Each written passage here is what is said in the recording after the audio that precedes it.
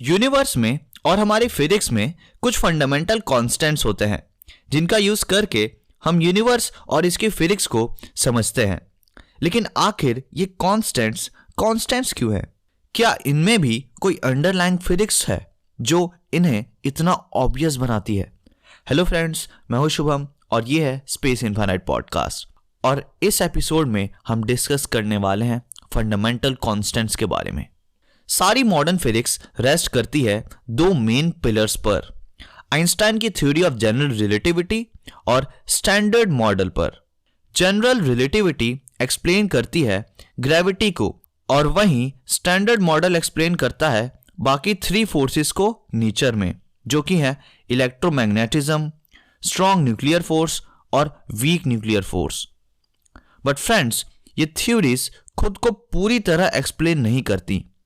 इनके इक्वेशंस में अपीयर होते हैं फंडामेंटल कॉन्स्टेंट्स, जो कि ऐसे नंबर्स होते हैं जिन्हें हम मेजर करते हैं इंडिपेंडेंटली और इक्वेशन में प्लग करते हैं।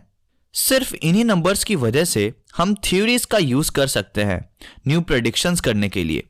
जनरल रिलेटिविटी दो कॉन्स्टेंट्स पर डिपेंड करता है, ग्रेविटी की स्ट्रेंथ पर जिसे जी कहते हैं और कॉस्मोलॉजिकल कांस्टेंट पर जो मेजर करता है amount of energy space time के वैक्यूम में। वहीं स्टैंडर्ड मॉडल रिक्वायर करता है 19 कांस्टेंट्स इक्वेशंस में। ये इंक्लूड करते हैं पैरामीटर्स जैसे कि 9 फर्मियंस के मासेस, न्यूक्लियर फोर्सेस का स्ट्रेंथ, कांस्टेंट्स जो कंट्रोल करते हैं कि कैसे हिग्स बोसॉन इंटरैक्ट करता है दूसरे पार्टिकल्स के साथ। इसके अलावा और भी 7 डिफरेंट कांस्टेंट्स हैं इसमें, और टोटल जनरल रिलेटिविटी और स्टैंडर्ड मॉडल कंबाइन करके 28 कांस्टेंट्स कंटेन करते हैं, जो डिटरमाइन करते हैं सारी फिजिक्स नोन यूनिवर्स की। कई फिजिसिस्ट का आर्गुमेंट है कि इतने सारे कांस्टेंट्स का होना आर्टिफिशियल है।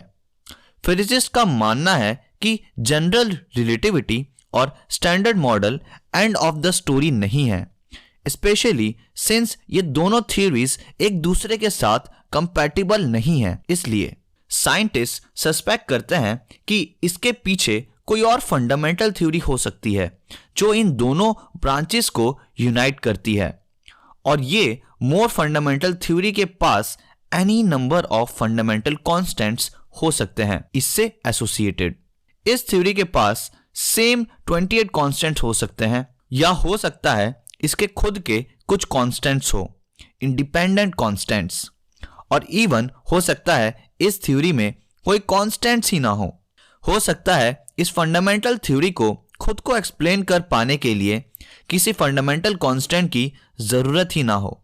फ्रेंड्स, अगर हमारे फंडामेंटल कांस्टेंट्स रियली में कांस्टेंट्स नहीं हुए, तो अगर ये वैरी करते हो अक्रॉस टाइम और स्पेस, तो तब ये साइन होगा ऐसे फिजिक्स का जो बियॉन्ड है हमारी करंट अंडरस्टैंडिंग के, और इन वेरिएशंस को मेजर करने से हो सकता है फिजिसिस्ट को कुछ क्लूज मिले मोर फंडामेंटल थ्योरी का। और इवन फिजिसिस्ट ने कई एक्सपेरिमेंट्स भी किए हैं इन कांस्टेंट्स की कॉन्स्टेंसी को मेजर करने के लिए यूनिवर्स में, और इन एक्सपेरिमेंट्स में अभी तक कोई वेरिएशंस ऑब्जर्व नहीं हुई हैं फंडामेंटल कांस्टेंट्स में। वाइल फिजिसिस्ट कंटिन्यूअसली सर्च कर रहे हैं न्यू थ्योरीज, स्टैंडर्ड मॉडल और जनरल रिलेटिविटी को रिप्लेस करने के लिए एक बेटर थ्योरी के सर्च में, ऐसा अपीयर होता है कि कांस्टेंट्स जिन्हें हम जानते हैं ये अभी नियर फ्यूचर में एटलीस्ट पजलिंग मिस्ट्री ही रहेंगे। So friends, that's it for this episode and I hope कि आपको ये एपिसोड पसंद आया होगा। अगर आप इस एपिसोड को Spotify पर सुन रहे थे तो make sure to share with your friends, and if you are watching this on YouTube, make sure to give it a thumbs up and subscribe to the channel if you are new to the channel।